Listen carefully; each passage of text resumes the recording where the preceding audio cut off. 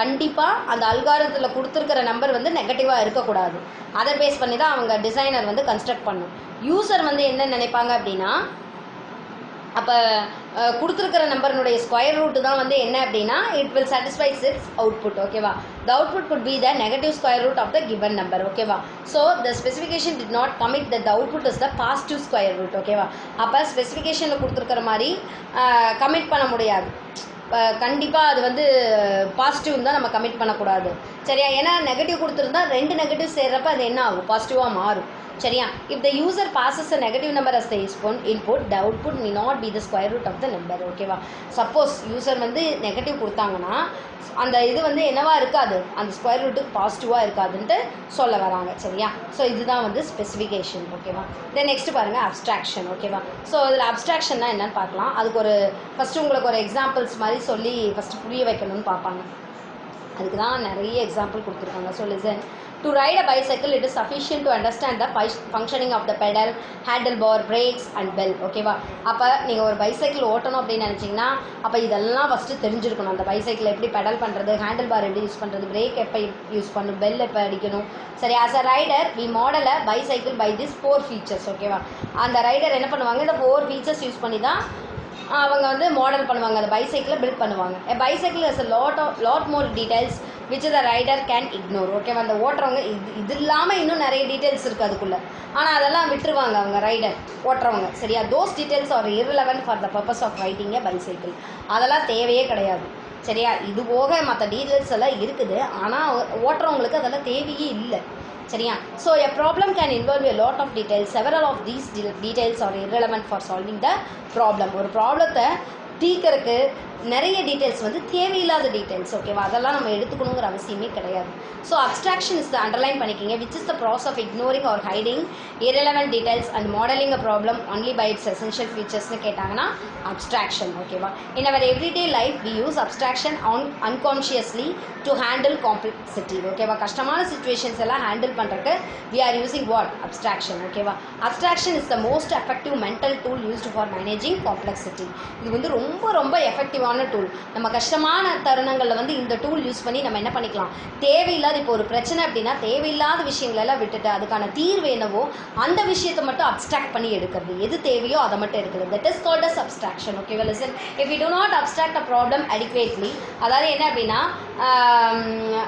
அதில் நிறையா இருக்கும்.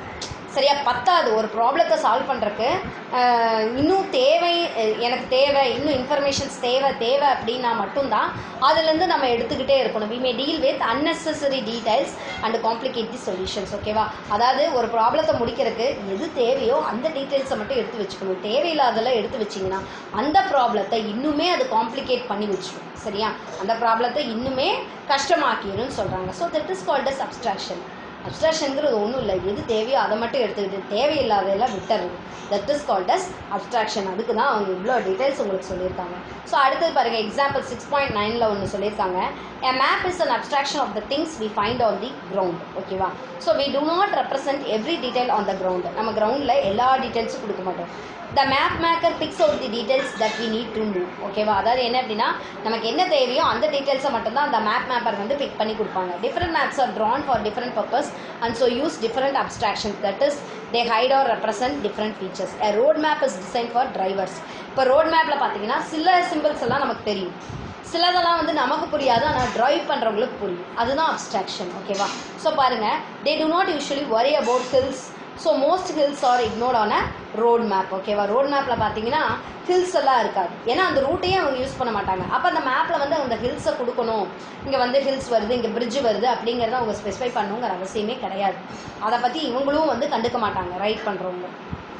So a walker's map is not interested in whether a road is a one-way street.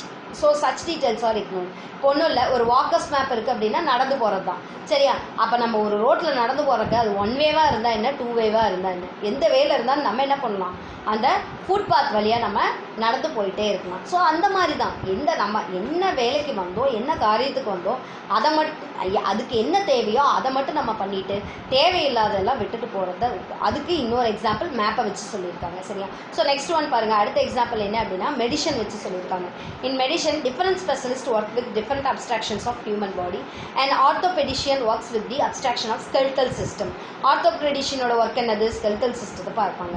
சரியா? gastroenterologist work with the digestive system. அவங்க எதில் ஒரு ஸ்பெஷலிஸ்டாக இருப்பாங்க? digestive systemல ஒரு ஸ்பெஷலிஸ்டாக இருப்பாங்க. அதே physiotherapist abstracts the human body by its muscular system. ஓகேவா? நம்மளோட மஸ்குலர் தசையை பற்றி இது படிக்கிறது தான் physiotherapistன்னு சொல்லுவாங்க. சரியா? So we use abstraction in a variety of ways while constructing algorithm. In the specification of problems representing state variables and decomposing an algorithm to functions. ஓகேவா? அதாவது என்ன அப்படின்னா அப்ஸ்ட்ராக்ஷனை இந்த மாதிரியெல்லாம் நம்ம ஸ்பெசிஃபை பண்ணலாங்கிறாங்க. அதாவது வேரியபிள்ஸ், நெக்ஸ்ட் அதை டீகம்போஸ் பண்ணுறது, ஃபங்க்ஷன்ஸாக டீகம்போஸ் பண்ணுறது.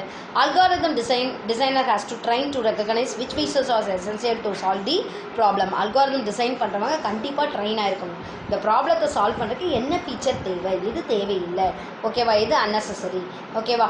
அப்போ அன்னெசரியானதெல்லாம் நம்ம ஆட் பண்ணிக்கிட்டோம்னா அந்த சொல்யூஷன் வந்து இன்னுமே என்னவா ஆகிடும், ரொம்ப காம்ப்ளிகேட்டாக மாறிடும். சரியா? So specification abstracts a problem by the properties of the input and desired input output relation.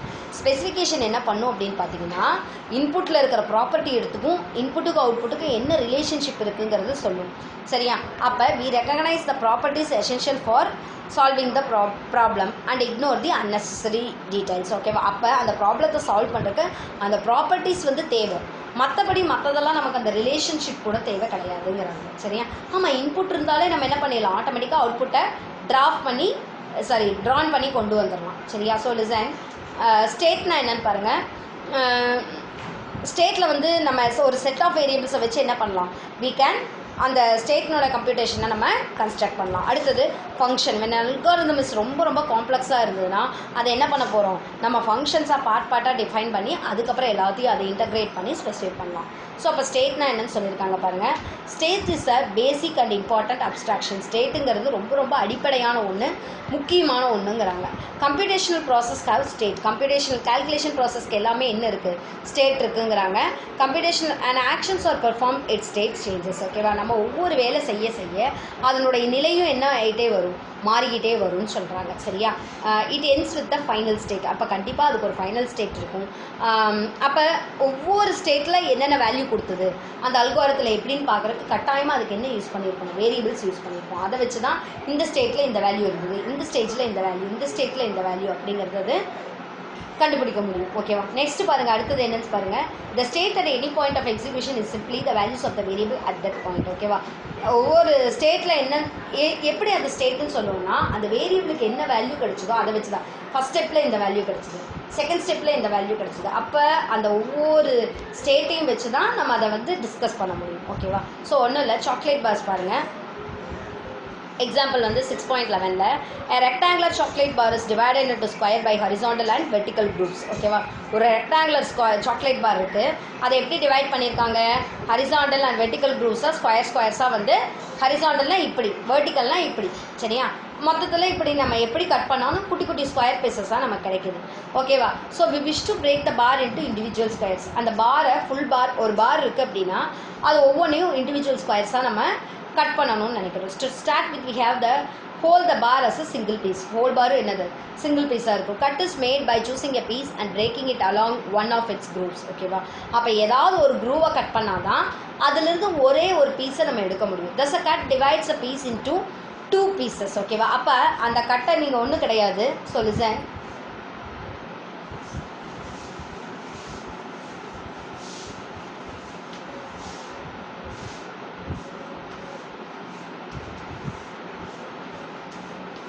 So அப்படி இருக்குது அப்படின்னா இந்த சாக்லேட் பாரில் எனக்கு இந்த ஒரு பீஸ் மட்டும் வேணும். ஓகேவா? ஸோ அப்போ லிசன், இது ஒரு குரூவு, இது ஒரு குரூவு. சரியா? ஸோ அப்போ இந்த குரூவில் நீங்கள் இந்த ஒன்றை மட்டும் கட் பண்ணிங்கன்னா இந்த சிங்கிள் பீஸ் இப்படி இருக்கும். சரியா? மற்ற பீசஸ் எப்படி இருக்கும், அப்போ 2 பீசஸாக இங்கே டிவைட் ஆகுதா, இது ஒரு பீஸு, அப்போ இதெல்லாம் சேர்ந்து ஒரு பீஸு. ஓகேவா? ஸோ லிசன், அடுத்தது என்னன்னு பாருங்கள். So in this how many cuts are needed to break the bars into individual squares. அப்போ இது எத்தனை பீசஸாக கட் பண்ணோம்னா உங்களுக்கு இண்டிவிஜுவல் ஸ்கொயர் வந்து கிடைக்கும்னு கேட்குறாங்க. சரியா? ஸோ அதுதான் வந்து இப்போ நமக்கான ப்ராப்ளம். இதை நம்ம ஸ்பெசிஃபை பண்ணணும். சரியா? So we will abstract the essential variables of the problem. We solve the problem in example 8.6. ஓகேவா? 8.6னா 8th சாப்டரில் இதை சால்வ் பண்ணியிருப்பாங்க. சரியா? ஸோ இது வந்து ஸ்பெசிஃபிகேஷன். இது வந்து என்ன அப்படின்னா அப்ஸ்ட்ராக்ட் பண்ணுறது, எது தேவையோ அதை மட்டும் எடுத்துக்கிறது, தேவையில்லாத விட்டுறதுங்கிறக்காக ஒரு ப்ராப்ளத்தை அவங்க சொல்லியிருக்காங்க. சரியா? ஸோ நெக்ஸ்ட் பாருங்கள், essential variables. The number of pieces and number of cuts are the essential variables of the problem. அப்போ என்னது, எவ்வளோ பீசஸ் எவ்வளோ கட்டு, இதுதான் நமக்கு தேவை அந்த ப்ராப்ளத்தில். சரியா? We will represent by 2 variables. ஒன்று வந்து piece, P for piece and C for cut. ஓகேவா? என்னது, P for pieces and then C for cuts. சரியா? ஸோ லிசன், அடுத்தது என்னன்னு பாருங்கள். ஸோ irrelevant டீட்டெயில்ஸ் இதெல்லாமே எசென்ஷியல், தேவையான ஒன்று. irrelevantனா அதெல்லாம் தேவையில்லாது. So listen, the problem could be cutting a chocolate bar into individual pieces or cutting a sheet of postage stamps into individual stamps. It is irrelevant. இதெல்லாம் irrelevant-ஆக இருக்கிறது. The problem is simply cutting a grid of squares into individual squares. ஓகேவா? அப்போ ஒரு கிரிட்னா என்னது, ஃபுல்லாக இருக்கிறது. ஃபுல்லாக குட்டி குட்டியாக இருக்கிறது கிரிட்டும்பாங்க. சரியா? அதில் இருக்கிறது ஒவ்வொன்றையும் நம்ம என்ன பண்ண போகிறோம், இண்டிவிஜுவலாக கட் பண்ண போகிறோம். சரியா? So the sequence of cuts that have been made and the shapes and sizes of the resulting pieces are irrelevant too. ஓகேவா? கட்ஸ் தான் நமக்கு தேவை. அதனுடைய சைஸ் இப்படி ஒன்று பெருசு ஒன்று சிறுசு அதெல்லாம் நமக்கு தேவையே இல்லை. From PNC we cannot reconstruct the sizes of individual pieces. அப்போ PNCலேருந்து அதனுடைய சைஸை வந்து நம்ம கன்ஸ்ட்ரக்ட் பண்ணவே முடியாது. ஸோ நெக்ஸ்ட் பாருங்கள். So but that is irrelevant to solving the problem. இதெல்லாம் தான் நமக்கு irrelevant-ஆக இருக்குங்கிறாங்க ஒரு ப்ராப்ளத்தை சால்வ் பண்ணுறதுக்கு. சரியா? அடுத்தது என்னன்னு பார்த்தீங்கன்னா, இப்போ இது வரைக்கும் இது பார்த்துருக்கோம். நெக்ஸ்ட் கிளாஸில் இந்த நெக்ஸ்ட் சாப்டர் முடிச்சிடலாம். சரியா? ஸோ இது கண்டினியூ பண்ணோம்னா இப்போ ஃபுல்லாக வந்து என்னால் இது பண்ண முடியாது. ஸோ நெக்ஸ்ட் கிளாஸில் கோட் ப்ராப்ளமும் அந்த இப்போ அசைன்மெண்ட் ஸ்டேட்மெண்ட்டை வச்சு ஒரு எக்ஸாம்பிள் சொல்லியிருப்பாங்க. இதை வந்து நம்ம நெக்ஸ்ட் கிளாஸில் பார்த்துக்கலாம். உங்களுக்கு இதில் ஏதாவது டவுட் இருந்தால் எனக்கு கால் பண்ணுங்கள், டெக்ஸ்ட் பண்ணுங்கள். Thank you students.